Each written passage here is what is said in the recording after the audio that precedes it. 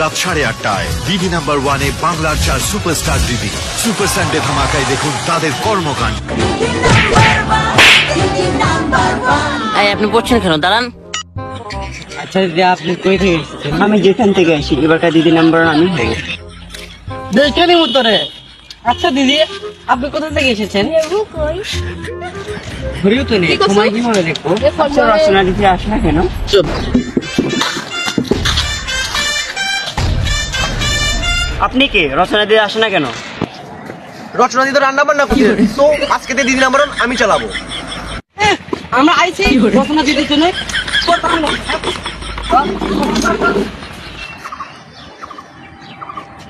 Hello দিদি, কি এবার দিদি নাম্বার ফার্স্ট প্রাইজ 1 লক্ষ টাকা? ও আচ্ছা ঠিক আছে, তাহলে এটা আমি নিয়ে নেবো। দিদিরা তো চলে গেল সবাই।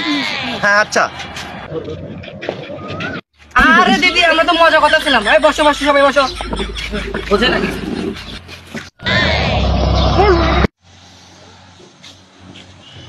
রচনা দি, আপনি রান্না বান্না করেন, সমস্যা নেই, আমি এসব সামলে নিচ্ছি।